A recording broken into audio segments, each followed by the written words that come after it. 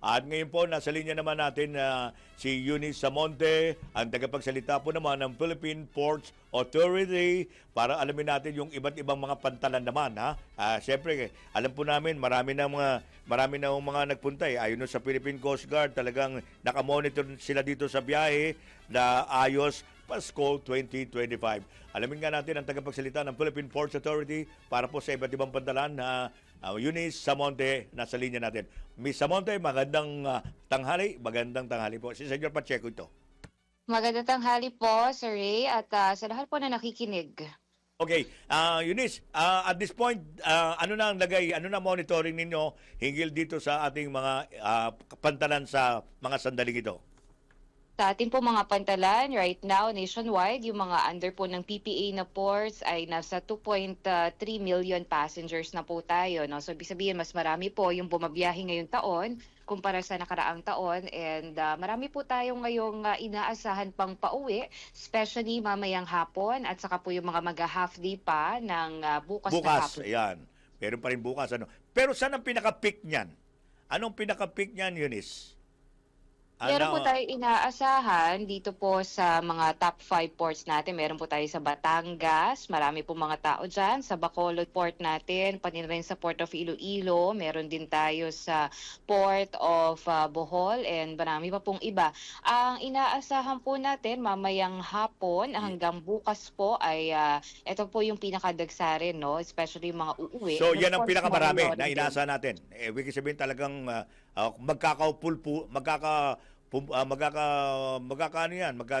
ibig sabihin talagang hindi magkamayaw yan sa dami. Ganun ba 'yon? Inaasahan po natin na marami talaga po mamayang hapon sa hanggang bukas ng hapon. Mm-hmm. So, ilan ba lahat ang pantalan natin na monitor niyo sa buong Pilipinas? Right now po, meron tayo 100 plus ports nationwide. That's under PPA. Pero meron pong ibang mga private ports po kasi. Pero hindi yun under ng PPA. Sa atin po, yun po. Okay, yan ang isa inyo, 105 para po sa under ng nitong tinatawag nating Philippine Ports Authority. So, at this point, anong mga kaayusan natin ang ginawa para hindi paano natin na monitor yung mga overloading dyan sa pantalan?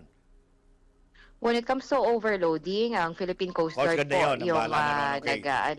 But for us po sa PPA, syempre yung panatilihin na maayos, ligtas yung mga babiyahe. Kumbaga, ito po yung parang airport. Sa amin naman po seaport. So, yung mga pupuntang mga pasahero, dapat meron sila maayos na upuan. Saka po yung mga water refilling station, charging station, gumagana po yan, including of course yung mga malinis na restroom. Kahapon nag-inspect rin po si PPA General Manager Jay Santiago sa Batangas Port para tiyakin na maayos yung kalagayan ng mga kababayan natin, no? Especially yung mga ngayon palang babiyahe. Eunice, bakit Batangas? Ito ba ang conducive, diyan ba mas maraming mga talagang sumasakay ng mga pasahero sa Batangas? Yes, isa po sa mga top 5 ports natin ng Batangas, especially kasi dito po yung parang gateway ng mga nasa Luzon, papuntang Mindanao and Visayas kung ayaw mag-eroplano, no? So dito po yung biyahe nila usually. Na alam po nila dito sa Manila North Port lang pero hindi sa Batangas Port po talaga yung karamihan na bumabiyahe pa probinsya. Kaysa dito sa Maynila, sa North, natin sa Pierre, no? Hindi ko alam na ganun katindi pala sa Batangas, na mas pala yan, mas maraming tao o pasahero natin pagdating diyan sa pasakayan natin sa pangkaragatan, Ganun pala yan. So, kaya lagi kayo nakatutok diyan sa Batangas. At this point naman, wala naman tayo narinig pang mga any incident or any untoward incident regarding ng mga sumasakay ngayon. Wala naman. Sa ngayon po, wala pa naman. Of course, meron lang kapag merong mga chance passenger kasi yung nakakaubos yun ng ang mabigat. Yung chance passenger of course. Then again, tayo po nakikiusap sa kanila na kung maaari mag-online booking na bago magtungo sa pantalan para dire-diretso po sila sa passenger terminal building. Yan ang mga naiiwan sa airport, sa port, sa mga pier, yung mga chance passengers.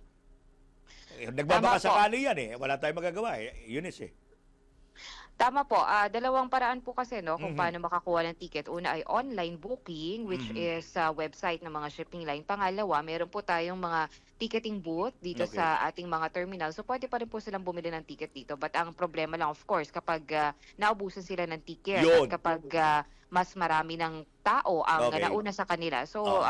two ways po para kumuha sila ng ticket. Ayan. Kaya ang mangyayari diyan, maraming naiiwanang mga pasahero pa rin sa pantalan. Kung meron pong mga punuan na Naku meron po talaga. talaga mga may iwan. But then Yes. again, of course, ito po ay under ng Marina, no, yung mga shipping lines. Kaya Yun po naman. nananawagan ng PPA na magdagdag ng mga karagdagang barko dahil marami po ang ating mga pasahero. Oho, mahirap na tayo ngayon.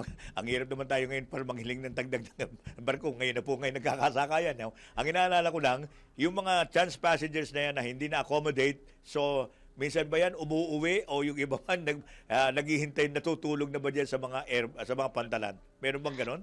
Opo, hindi po tayo ngayon lang nanghingi ng mga karagdagang barko. Actually, maaga pa lang po Maaga pa lang, nananawagan oo. na po tayo dyan dahil hindi po sa atin ang mga shipping line. Mhm. Sa Philippine Ports Authority po, sa atin lang po yung mga pantalan. So, Mhm. yung mga shipping lines, dapat po Marina rin po ang nag-govern dyan.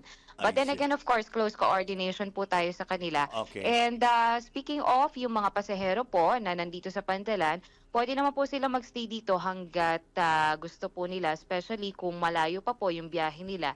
Karaniwan po sa kanila kahit December 31 pa, yung iba po nandito na din. So, Talaga? maaga po ang kanilang pagpunta. Welcome pa rin naman po sila dahil di Mm. naman po natin pwedeng paalisin yung mga pasahero. Ayun. Okay, maraming salamat sa mga paglilinaw at mga situation dyan sa lugar ng iba't ibang nating pantalan, Miss Amonte, sa pagbibigay daan nyo dito sa aming palatuntunan sa Senyor Balita. Maraming salamat, Miss Amonte. Salamat po. Ingat po tayong lahat sa biyahe. Okay, si Eunice Amonte, tagapagsalita ng Philippine Ports Authority.